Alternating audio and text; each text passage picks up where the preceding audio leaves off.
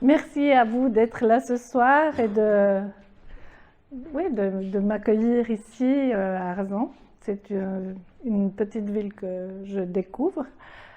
Ce soir, vous allez voir, d'abord, normalement, on prévoit des PowerPoint pour présenter le combat des aînés pour le climat.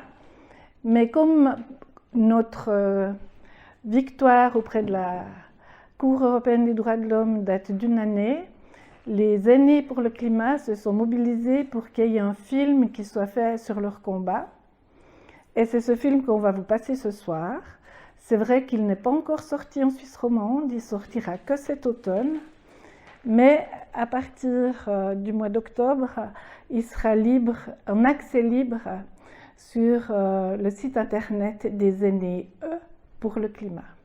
C'est important que ce soit au féminin, parce que ce sont des femmes âgées qui se sont mobilisées pendant 9 ans dans un combat pour faire reconnaître en fait leur droit à la santé vis-à-vis de l'État. Alors, je propose qu'on regarde le film et puis qu'après on ouvre un échange avec le public pour répondre à vos questions si vous en avez, ou enfin voilà, pour avoir vos commentaires aussi, ça m'intéresse. Et ça intéresse aussi ceux qui ont produit le film, de voir comment il sera reçu en France. Parce que comme c'est un thème extrêmement quand même suisse, donc on se réjouit de voir aussi comment vous l'accueillerez ce soir. Alors merci, puis à tout à l'heure.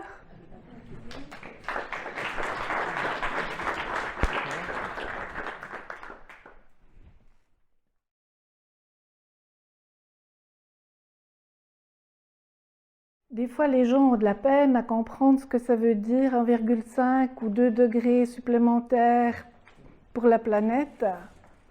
Mais comment est-ce que vous vous sentez lorsque vous avez 38,5, 39 degrés de fièvre? On n'est pas non plus toujours très bien. Alors, je crois que la Terre se sent un peu comme nous quand on exagère un petit peu avec nos émissions de CO2. Et puis là, vous avez vu des dégâts causés dans le Val Maggia, c'est le canton du Tessin, en Suisse italienne. Mais vous avez vu qu'il y a 2 jours, il y a tout un glacier qui s'est effondré et qui a englouti complètement tout un village. Et puis aujourd'hui, il y a de nouveau eu dans le Val de Bagne aussi des laves torrentielles qui ont de nouveau fait des gros dégâts. Donc on n'est pas au bout des dégâts causés par le climat. Et je pense que ce combat, il est vraiment important. Alors la Suisse, vous avez vu qu'elle fait partie du Conseil de l'Europe, mais pas de l'Union européenne. C'est important de faire la différence. Le Conseil de l'Europe a été créé en 1949, après la Deuxième Guerre mondiale, mais avec 3 buts extrêmement précis. C'était développer la démocratie sur tout le continent européen, défendre l'état de droit et à créer une convention européenne des droits de l'homme que les pays s'ils l'ont ratifiée, doivent respecter. Et la grande victoire en fait qu'on a obtenue, c'est qu'au même titre du respect de l'environnement, le climat sera considéré de la même manière. Donc les associations pourront faire valoir leurs droits auprès d'abord des tribunaux dans leur propre pays, s'ils ont l'impression que leur pays n'a pas pris suffisamment de dispositions pour respecter les objectifs climatiques, et aller jusqu'à la Cour européenne si c'est nécessaire. Et puis, il faut savoir que ce jugement, finalement, a eu des conséquences même jusqu'en Corée du Sud, où maintenant il est cité justement par des populations qui veulent que leur pays en fasse davantage pour le climat. Voilà, maintenant j'ouvre le débat. Si vous avez des questions, si vous avez des remarques, je suis ouverte est prête à vous entendre.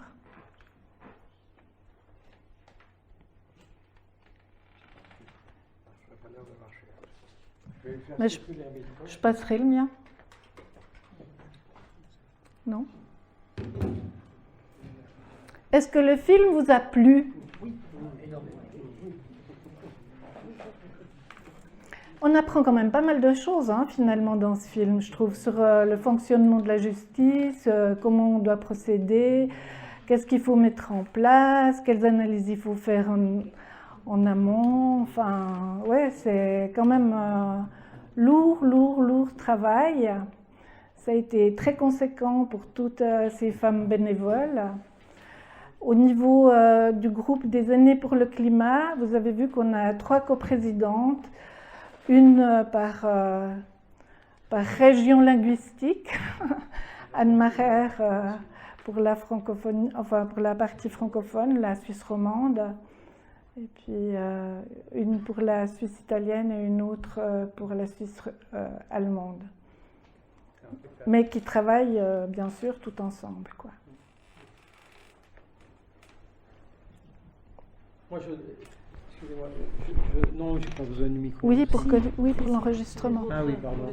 Moi, je trouve qu'on a eu conscience en France à partir du moment où le verdict est tombé, mais auparavant, je peux dire que alors que bon, j'essaye de suivre un peu ces choses de près, mais on n'a pas beaucoup eu la dynamique que le film montre en fait. On n'en a rien connu quasiment par nos médias, alors que ce que je trouve assez fantastique, c'est l'ambiance qui ressort de ce long combat, mais un beau combat qui amène beaucoup, y compris aux personnes actives dans ce combat-là, et puis le fait que c'est un combat, on va dire, international, qui touche, de par la Suisse, bien sûr, ça se comprend, puisque c'est un pays avec plusieurs cultures, plusieurs langues, mais en même temps, on voit qu'il y a la France qui est impliquée par le biais du groupe juridique, la Grande-Bretagne, la Suisse, etc. L'Allemagne. L'Allemagne, bien sûr. La Hollande. Et donc, pour l'ensemble de cette lutte qui a abouti et qui finalement n'est pas finie, du coup, on voit bien, moi je trouve que l'info n'est pas beaucoup passée dans nos pays. Voilà. Et par contre, je vois que chez vous, il y a eu une vraie mobilisation en fait. Et donc ça a dû donner naissance à des conférences, des débats, etc. Et peut-être que tu vas en dire quelques mots là. Oui, alors c'est vrai que toutes ces aînées du comité là, elles ont été très sollicitées, parfois même un peu trop, pour aller expliquer comment elles étaient parvenues à ce résultat. Et puis elles ont été invitées pour donner beaucoup de conférences. Donc la partie suisse allemande s'occupait de l'Autriche, de l'Allemagne, la Suisse plutôt de la France et comme ça, le Tessin plutôt de l'Italie. Et puis après, on a engagé les anglophones pour pouvoir aller parler un peu plus loin. Oui, c'est vrai qu'elles ont été extrêmement sollicitées. C'est pour ça que c'est moi qui suis là ce soir et pas ma coprésidente romande. Alors, concrètement, qu'est-ce que les gouvernements disent, le gouvernement? Oui, concrètement. Qu'est-ce que le gouvernement a mis en place? Alors d'abord, il a été condamné, donc il a payé sûrement. Mais non. Ou pas, ça ne m'étonne pas du Suisse. Non, mais c'est pas comme ça que fonctionne la Cour européenne des droits de l'homme. Hein. Ok. Mais alors, qu'est-ce qu'il a mis en place par contre voilà. Est-ce que ça s'est traduit par quoi? Voilà, alors c'est exactement ça. En fait, c'est dit sur la fin du film. Hein. Alors vous savez que la Cour européenne des droits de l'homme, elle a été créée par le Conseil de l'Europe. Hein. C'est elle qui est chargée, cette Cour, de vérifier que les pays respectent bien la Convention des droits de l'homme qu'elles ont signée en entrant au Conseil de l'Europe. Le Conseil de l'Europe avait, jusqu'à que la Russie attaque l'Ukraine, 47 pays membres. La Russie en a été exclue lorsqu'elle a attaqué l'Ukraine, mais il reste quand même 46 pays membres sur le continent européen. Donc ça fait quand même passablement de monde qui défend les mêmes valeurs. Maintenant, la Suisse et son gouvernement, vous avez vu que nous avons aussi 2 chambres en Suisse. Hein. Une qu'on appelle le Conseil des États, qui correspond à votre Sénat. C'est les représentants de nos cantons. Et puis un Conseil national qui correspond à votre Assemblée nationale. Et puis ces 2 chambres ont signé une déclaration pour le Conseil fédéral, qui est notre exécutif, qui a 7 membres. Et puis, disons que la Cour européenne des droits de l'homme était allée vraiment trop loin dans son jugement. Oui, il trouvait que, parce que la Suisse avait fait voter une loi sur le CO2, parce que vous savez qu'on vote beaucoup en Suisse, en tout cas 4 fois par année, et cette loi a été refusée par la population. Oui, nous on vote 4 fois par année. Sur ce référendum, la population a refusé cette loi sur le CO2 parce qu'il prévoyait trop de taxes et les gens sont allergiques aux taxes. Ils ont refusé cette loi sur le CO2. Et du coup, la Suisse a répondu que la démocratie primait sur un avis juridique. C'est quand même juste un peu oublier, en fait, la séparation des pouvoirs. Un juge fédéral a essayé de contester aussi le jugement de la Cour européenne des droits de l'homme et il a reçu un blâme parce qu'il n'avait pas à faire ça. La Cour européenne des droits de l'homme est au-dessus des tribunaux suisses. On n'a pas le droit de contester. C'est comme vous, si un tribunal vous donne un verdict, démocratiquement, vous ne pouvez pas aller contester ce verdict, quoi. C'est une autorité judiciaire supérieure qui peut éventuellement donner un autre avis, mais sinon, ce n'est pas possible. Et là, en fait, ce qu'a donné le verdict de la Cour européenne des droits de l'homme, en fait, c'est une jurisprudence dont la Suisse devra tenir compte. Clairement. De vrai, pour de vrai. D'ailleurs, ils ont passé devant le Conseil des ministres au mois de mars avec ce qu'ils proposaient. Voilà, alors, le Conseil des ministres a dit c'est très bien, maintenant vous avez au moins une loi climat, mais manque encore le budget, quoi. Et puis vous avez prévu une planification que jusqu'en 2030, mais ça ne suffit pas. Donc ils ont encore 9 points à remplir qui sont mentionnés très clairement par le Conseil des ministres. Donc maintenant, nous, on regarde un peu ce qui se passe, mais surtout, on suit aussi ce qui se passe au niveau du Parlement, parce que c'est là que les décisions seront prises, hein. C'est là que les lois sont faites, quoi, sont élaborées.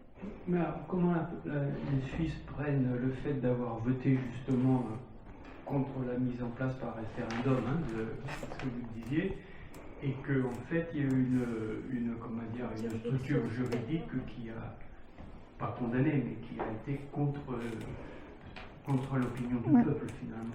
Oui, M. Paf, vous avez vu aussi qu'il y avait une manifestation là sur le climat. Elle se passait à Berne. Il y avait quand même 60 000 personnes. C'est quand même pas rien pour un petit pays comme la Suisse d'arriver à mobiliser 60 000 personnes pour une manifestation pour le climat. Et en fait, ce qu'a refusé franchement la population, c'est l'histoire des taxes, quoi. Ils veulent bien qu'on prenne des dispositions en faveur du climat, mais pas toujours faire payer la population, quoi. On peut agir plus efficacement aussi, par exemple en empêchant les banques d'investir dans le pétrole, par exemple. Hein. Et vous savez que la Suisse, en matière de banque, elle a un certain pouvoir. Non, bon, c'est pas juste l'eau minérale et le chocolat. Ça pourrait, mais pas que. Non, au niveau financier, je pense qu'il y aurait des choses à jouer. Du référendum en Oui. Suisse. Bon, j'ai vécu 12 ans en Suisse. Donc je connais. J'ai payé les impôts 12 ans en Suisse, on va dire, des choses comme ça. Et ce qui est assez, par rapport au référendum, on a quand même souvent des résultats qui sont, au moins pour un Français, hyper surprenants. Par exemple, le référendum sur la 5e semaine de congé payé qui a été refusé par la population. Absolument. Bon, et alors il y en a un autre aussi qui était, c'était très très vieux, mais c'était l'histoire de la peine de mort. La Suisse est le premier pays qui abolit la peine de mort en 1870 ou 71, puis par référendum le réintroduit. C'est-à-dire que en 74, suite à un crime odieux sur les enfants, il faudra attendre 70 ans avant de revenir. Oui, mais c'est là qu'en fait on peut pas faire un vote démocratique contre quelque chose qui attaque la Convention des droits de l'homme. D'accord? C'est supérieur. Donc on ne peut pas mettre les droits de l'homme en votation, même en démocratie. Donc c'est fini. Il faut sortir de la Convention ce que la Oui, Suisse ne fait pas. Non, parce qu'elle y tient. Voilà. Ça fait partie de ses valeurs. À Genève, il y a quand même plusieurs organisations internationales qui défendent les mêmes buts. Hein. Les Nations Unies défendent aussi les mêmes buts. Hein. Donc, elle ne peut pas se permettre non plus... Voilà. Et puis, si les aînés, eux, se sont mobilisés comme ça, c'est aussi parce qu'elles ont lutté justement pour leur droit de vote en 1971, qu'elles ont obtenu en 1971, mais on est aussi un des seuls pays où c'est les hommes qui ont voté pour donner le droit de vote aux femmes. Hein, dans les autres pays, ça a été décidé de manière autoritaire, on donne le droit de vote. Les hommes, ils n'ont pas eu à voter. Hein. Chez nous, il n'y avait que qui avaient le droit de vote, donc c'est eux qui ont voté. Mais ils nous l'ont donné. On l'a acquis. Tardivement, après une longue lutte, mais on l'a obtenu. Donc voilà. Il n'y a pas un canton encore où les femmes n'ont pas le droit de vote. Oui, mais du coup, il a été puni par le tribunal fédéral. Il a dû se plier, justement, juridiquement, parce qu'il n'avait pas le droit, puisque la Suisse voulait signer la Convention européenne des droits de l'homme et l'égalité est mentionnée dedans. Non, c'est vrai, hein, la démocratie suisse, c'est compliqué. Hein. On se prononce sur tout. Et ben, en novembre dernier, on a dû voter, ça vous concerne un petit peu parce que c'est un débat qui a eu lieu cet après-midi dans votre Assemblée nationale, sur une extension des autoroutes. 6 extensions d'autoroutes on a dû voter en novembre l'année dernière. Et la population suisse a refusé cette extension des autoroutes par votation populaire. Voilà. Ça bouge. Quand il ne s'agit pas de taxes, en général, ça marche. Mais les gens n'aiment pas trop qu'on touche à leur porte-monnaie, ça c'est vrai. La Suisse. Oui, il y a quelqu'un derrière. Mais il y a du retour aussi quand même. Ouais. Là, il y a quand même un art de livre, une protection qui est quand même super importante.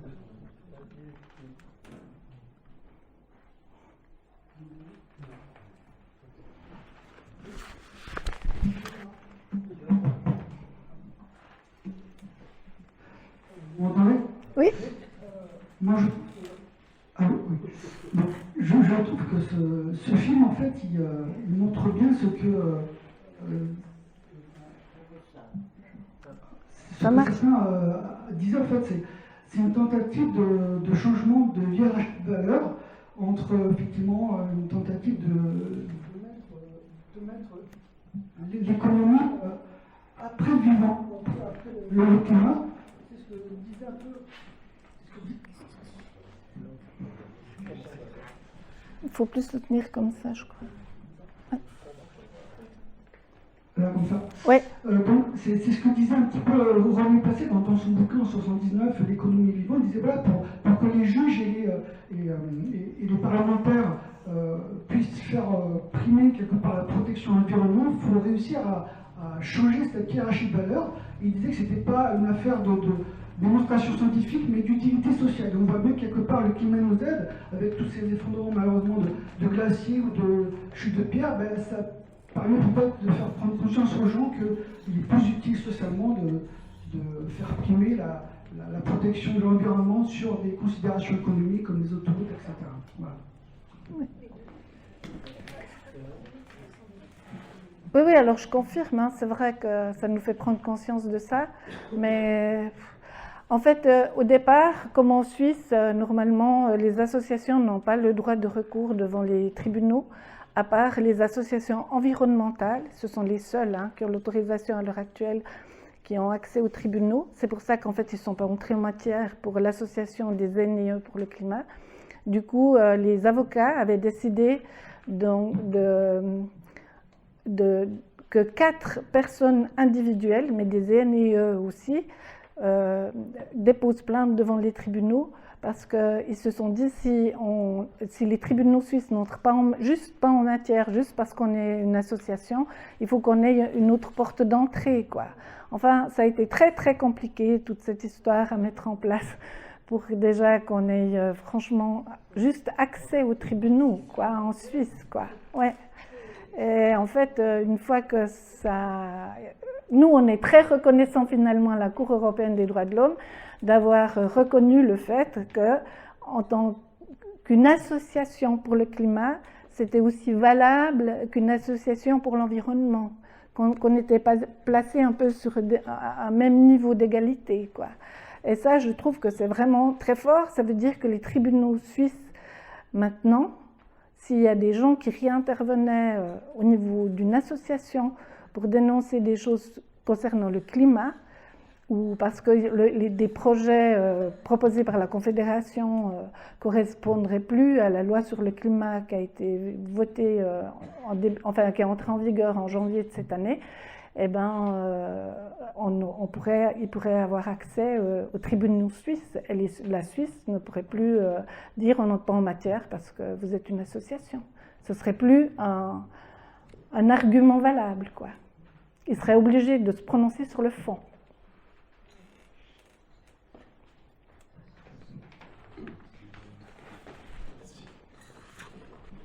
Bravo pour la conquête des femmes dans ce domaine, mais n'êtes-vous pas affligé par les nombres?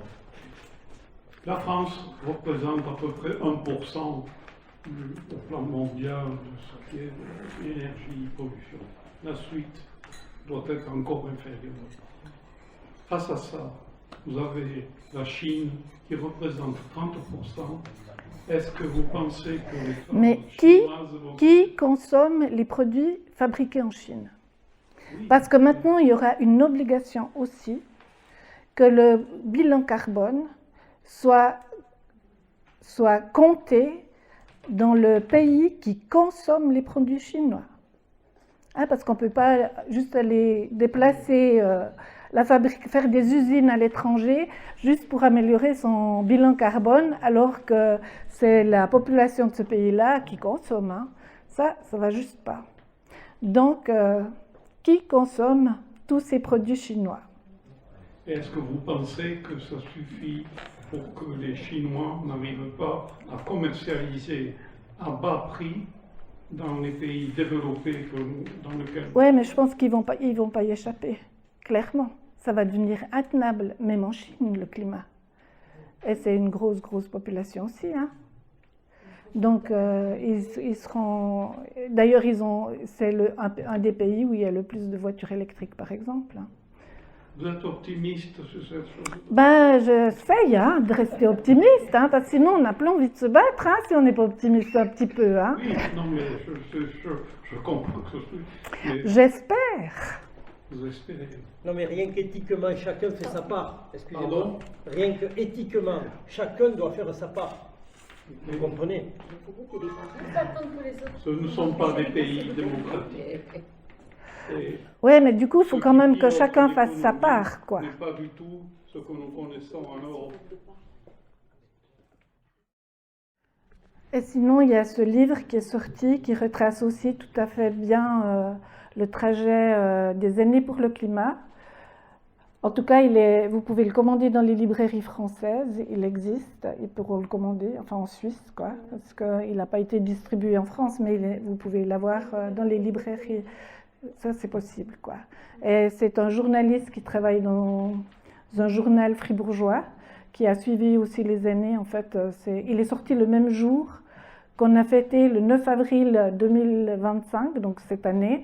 Nous avons fêté l'anniversaire de notre première année de victoire, avec une grosse pierre de 2,5 tonnes qu'on a amenée sur la place fédérale avec un tracteur électrique, pour dire que ce que nous défendons, ça compte et ça a du poids. Voilà. Donc, on a amené un gros caillou à la Confédération. Je ne sais pas ce qu'ils en feront, mais voilà. Dans la chaussure.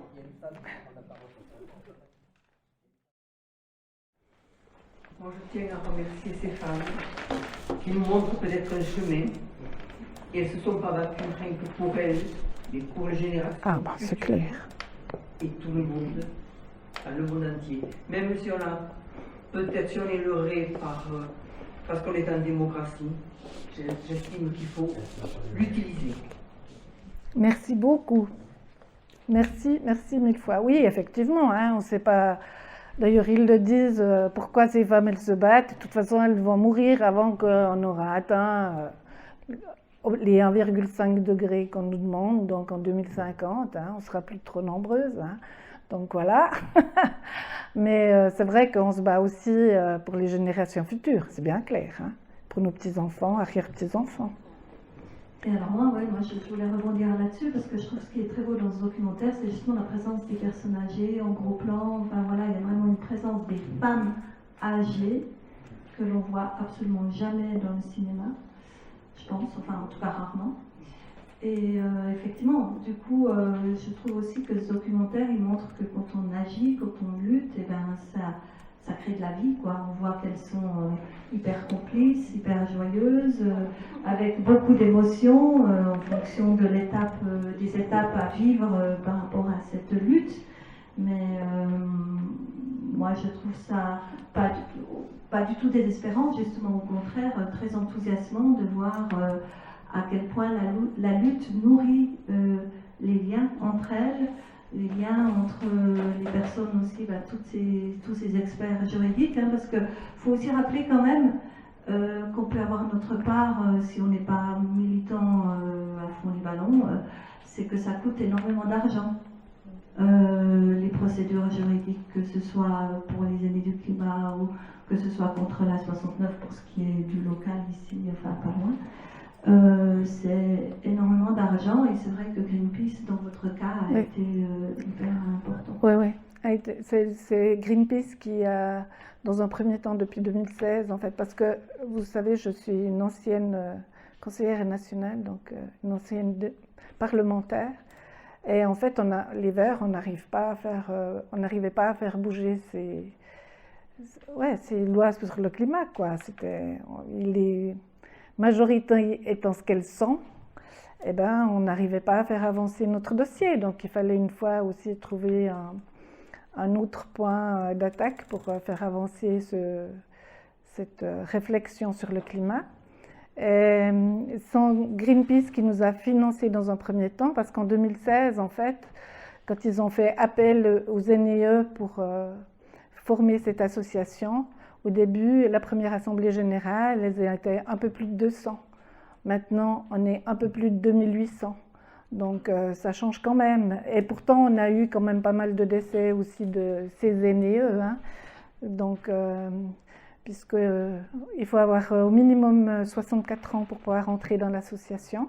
Parce qu'à l'heure actuelle, en Suisse, l'âge de la retraite est de 64 ans et 3 mois pour cette année, 64 ans et 6 mois l'année prochaine. Enfin, jusqu'à qu'on atteigne les 65 ans pour tout le monde, parce qu'une votation populaire a eu lieu. La population a décidé qu'il fallait créer l'égalité, donc tout le monde sera à 65 ans dans une année. Oui. Alors, justement, moi, ça m'interroge ces barrages, une association de femmes à partir de 64 ans, etc. Est-ce que, sur l'aspect discriminatoire, en fait, est-ce que ça peut être attaqué, cet aspect discriminatoire? Non, mais en fait, nous... Ça peut être dans les statuts, j'imagine. Oui, non, mais ça avait été... C'était choisir le moyen, c'était une stratégie pour pouvoir aller devant les tribunaux avec les plus grandes chances d'obtenir gain de cause. C'était ça le but, le seul et unique but. Et comme il était sorti un dossier de la Confédération qui, suite à la canicule de 2003, avait reconnu que les femmes étaient beaucoup plus décédées pendant cette canicule que les hommes, ils se sont appuyés là-dessus pour essayer enfin c'est de la stratégie, uniquement de la stratégie. Je ne sais plus si c'est dans le film ou dans le bouquin, mais l'avocate l'explique très bien qu'elle a réfléchi à la stratégie, oui, et que justement il fallait une population homogène, entre guillemets, c'est-à-dire voilà, justement ces critères de femmes âgées pour que ça puisse avoir des chances de passer à l'étape suivante, comme des plaignantes qui pouvaient être entendues. Et du coup, c'était extrêmement important. Et à un moment donné, c'est dit dans le film, il ne pouvait pas y avoir d'hommes, en fait. Non. Parce que ça décrédibilisait, en fait, l'association. Voilà. Non. Voilà. Il fallait vraiment focaliser sur cette population-là. Ouais. Ça aurait pu être les enfants, qui sont aussi des victimes très importantes maintenant du réchauffement climatique, mais eux n'ont pas la capacité d'agir comme oui, ils peuvent pas les enfants ne peuvent pas aller dans les tribunaux. À la fin, est-ce que ça reste pas un peu symbolique, parce qu'à partir du moment où, comme on dit, l'État suisse n'a pas été condamné financièrement, parce que Dieu sait si, comme vous le disiez, c'est ça qui est important, est-ce que le combat c'est magnifique, c'est pas tout était parfait, mais à la fin le résultat et la pression sur sur le gouvernement suisse, ça se traduit par quoi exactement? C'est le Conseil des ministres qui va regarder comment la Suisse répond à sa condamnation. Mais la Cour européenne des droits de l'homme ne prononce jamais d'amende, jamais, pour personne. Elle demande au pays qui a été condamné de prouver au Conseil des ministres qu'ils ont avancé dans le sens que la Cour européenne des droits de l'homme voulait. Et ils sont suivis jusqu'à qu'ils obtiennent gain de cause. Et là, la Suisse a montré, en disant oui, vous voyez, en janvier, entrée en vigueur la nouvelle loi, réadapter la nouvelle loi sur le climat. Ils ont dit très bien, mais il n'y a encore pas de budget. Il manque encore comment vous allez concrètement atteindre ces buts. Il manque tout ça. Donc vous revenez en septembre avec d'autres choses. Donc ils suivent le dossier, d'accord, mais il n'y a pas de condamnation financière. Est-ce qu'il n'y a pas un risque que ça se termine justement par une augmentation des taxes, ou qu'il y ait une taxe climat ou quelque chose, et qu'on en arrive à une situation, ce qui se passe un peu en France, et ce qui s'est passé avec les Gilets jaunes notamment, avec la fin du mois avant la fin du monde, et à la fin, une grosse partie de la population qui finissent par ne plus supporter un petit peu, on va dire, l'écologie répressive, je ne sais pas quel est le terme. Oui, mais en fait... Et encore un peu plus loin, enfin, moi c'est une question que je vous pose, oui. Je ne suis pas du tout en train de remettre, oui, mais oui. à en arriver à ce qui s'est en train de se passer, d'abord aux États-Unis avec Trump qui dit on en a marre de toutes ces conneries, driller, c'est forêt, enfin, et puis tous ces... Encore au niveau européen, toutes ces extrêmes droites fragisantes qui arrivent et qui disent on n'en a plus rien à foutre. En fait, je suis en train d'essayer d'imaginer le billard à trois bandes et par quoi ça peut se terminer. Alors, vous avez vu que pendant le film aussi, ils ont interviewé plusieurs UDC, Union démocratique du centre, mais c'est notre extrême droite, hein, ce centre. Ils n'ont absolument rien de centriste, hein, mais rien du tout. Mais ils font quand même 33% de... Oui, il faut quand même en avoir conscience. En Suisse, c'est 33% l'extrême droite. Hein. Mais comme nous, on ne fonctionne pas tout à fait comme vous, parce que dans notre gouvernement, le pouvoir est partagé entre les différentes forces du parti. Donc, il n'y a que 2 UDC au Conseil fédéral, mais il y a aussi 2 socialistes. Enfin, pour dire que les forces sont partagées entre les différents partis, quoi. Donc, ils sont obligés de trouver des consensus entre eux pour essayer de faire passer les choses, quoi. Mais c'est vrai que c'est quand même une difficulté. Et puis, si ça ne passe pas dans les taxes, ça risque de passer aussi par des hausses de loyer vraisemblablement, puisque si on doit isoler beaucoup les bâtiments, ça va engendrer beaucoup de frais d'investissement en fait pour cette isolation. Et puis, ça risque de faire monter le montant des loyers. Et comme vous savez, en Suisse, on est un pays de locataires. On a très, très peu de propriétaires. On a 1/3 de propriétaires et 2/3 de locataires. Donc, les locataires ont très peur de ça quand même. Mais, ouais, c'est le problème climatique, je veux dire, on est quand même obligé de s'y atteler parce qu'on n'a pas le choix, quoi. On n'a juste pas le choix. Et comment vous vous comprenez entre les quatre langues, voilà, parce qu'il y avait quand même un peu de roman. Alors, normalement, là, vous avez entendu qu'il parlait pas l'allemand, mais le suisse-allemand. Alors, je dois vous dire que je ne comprends rien au suisse-allemand. Mais rien. Parce qu'en plus, il y a différents dialectes. À Saint-Gall, ils ne parlent pas le même qu'à Zurich, ou qu'à Bâle, ou qu'à Berne. Voilà. Donc, au Parlement, ils sont obligés de parler le Hochdeutsch. L'allemand d'Allemagne, quoi. L'allemand. Celui que nous, on apprend à l'école, quoi. Voilà.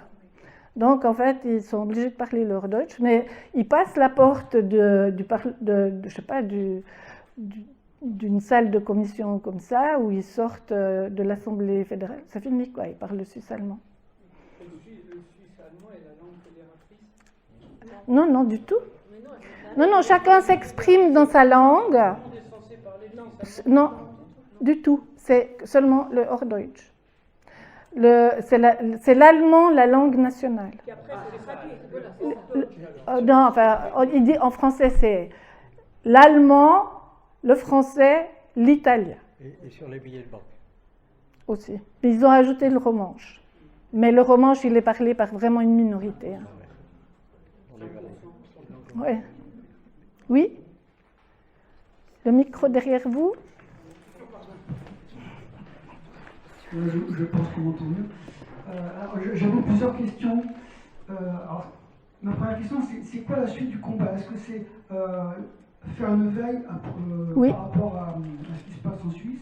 Est-ce que c'est aussi essayer d'accompagner d'autres pays peut-être dans un combat similaire? Ou est-ce que c'est, comme en témoignait une personne qui, devant son étang, constatait la peur de biodiversité, c'est élargir le combat peut-être à une mise en justice de l'État suisse pour, qu'on pourrait appeler une inaction biodiversitaire, par exemple. Ouais. Ben, disons que oui, on reste très attentif à ce qui se passe. Comme vous avez vu, il y avait un des avocats qui s'appelait Raphaël Mahin. Lui, il est aussi conseiller national, il siège chez les Verts. Donc, on a un bon relais qui nous tient au courant quand même de ce qui se passe à Berne. Mais nous, effectivement, on suit les travaux de Berne, parce que c'est là que se feront les lois, hein, puis c'est là que seront votées les obligations pour la population ou pour l'industrie ou pour les banques, de se comporter correctement par rapport à ces investissements, notamment dans les énergies fossiles, quoi. Donc, on espère vraiment qu'on arrive à bon port. On espère qu'ils entendent ce qu'on a à dire, quoi. Mais ils n'aiment pas non plus hein, qu'on attaque leur réputation. Hein. Donc, on a aussi quand même peut-être une chance par rapport à ça, à défaut d'avoir des moyens financiers énormes. Au moins, l'ego peut en prendre un coup parfois, quand même. C'est ce que disait la parlementaire du PS. Il disait notre petite Suisse propre, etc., notre image, notre... On a pris en compte. Mais c'est vrai, c'est vrai. Nos banques, elles ont détesté être critiquées par rapport au secret bancaire. Hein. Que ce soit bien clair. Il n'existe plus que pour les Suisses. Hein.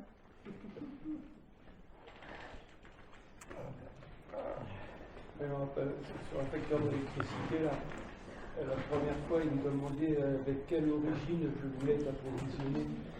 Si c'était De l'électricité, alors, pourquoi Oui, si elle était propre ou pas, enfin, si elle était... C'était, ouais. Non, non, non, on la paye plus cher. Il y a, à l'époque, ça fait déjà 20 ans que ça existe, au moins une bonne vingtaine d'années. On a des producteurs d'électricité publics en général. Enfin, ce sont des sociétés publiques, mais je pense un peu comme chez vous EDF, je crois. Enfin, c'est un capital public, mais ça se comporte comme une société privée, quoi. Et puis, enfin, pour essayer de développer les énergies renouvelables, ils demandaient aux clients s'ils étaient d'accord de payer leur énergie un peu plus cher pour avoir que de l'énergie, en fait, propre. Voilà. Et ça a pas mal répandu quand même en Suisse. Ils ont eu pas mal de clients qui étaient d'accord de payer plus pour avoir de l'énergie renouvelable plutôt que le pétrole ou comme ça. Il faut quand même savoir que parfois ça provient, cette électricité aussi, de la crémation de nos déchets et de nos plastiques.